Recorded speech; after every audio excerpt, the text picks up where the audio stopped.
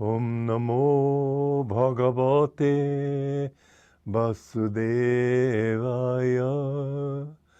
Om Namo Bhagavate Vasudevaya. Om, I bow to the Lord Vasudeva. Joy to you, friends. We were talking from verse 45 on the gunas, and I said that the next time I would talk about the Vedas, which are also mentioned in this stanza, this sloka. And it's a very interesting thought. Why would the Vedas, which are very high scripture, why would they give people techniques for finding a wife, a husband, having children, becoming wealthy, beating one's enemy, etc.? And the answer that my guru gave was, I think, very interesting. He said that people will look for these things anyway, but if they can find some spiritual source for their success in it, then their gratitude will go to their spiritual source, and they will think more in terms of God than if they got it only through their own materialistic efforts. And so bringing the gods into the picture through your karma kand, through doing ceremonies and reciting mantras and so on to achieve the inner success, the worldly success that you want, then your gratitude will go more to that than to your own ego. And so the thought is that in that way they too can rise.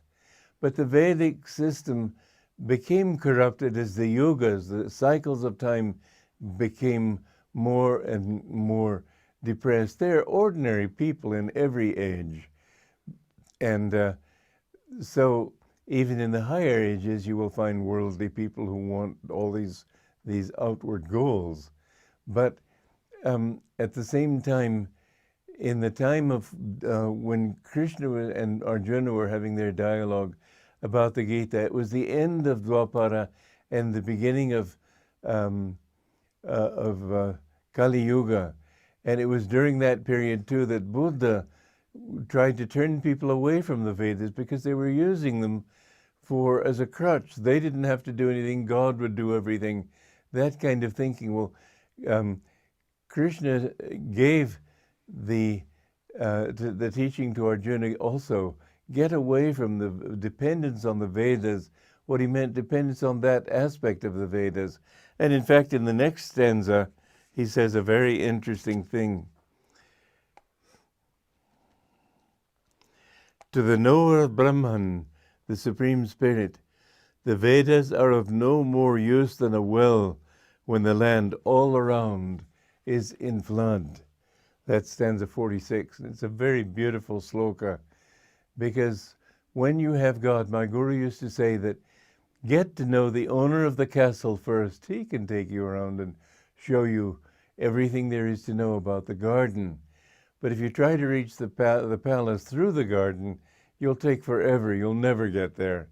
So Krishna is saying to Arjuna, forget all that teaching about the nature of this world and how to use this nature and how to use the higher entities in this universe or beyond this universe to reach, to satisfy your desires.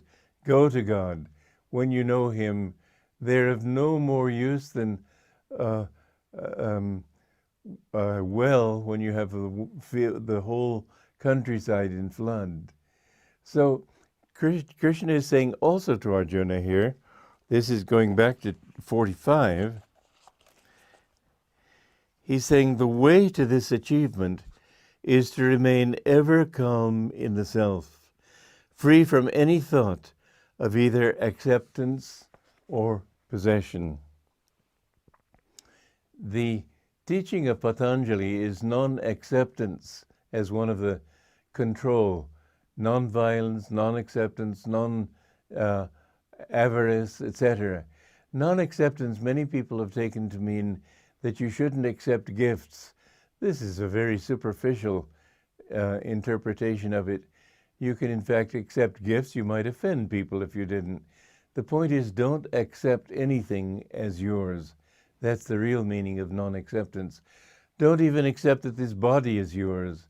Don't accept that this mind is yours. Don't accept that this ego is yours. Take it all as something else. It's not you.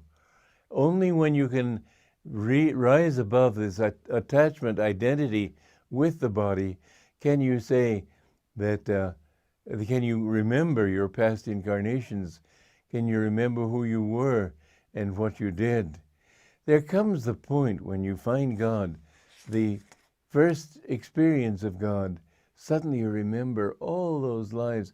Christian saints who have known God, they've known these things, and in some of them have talked about it, but mostly privately, confidentially.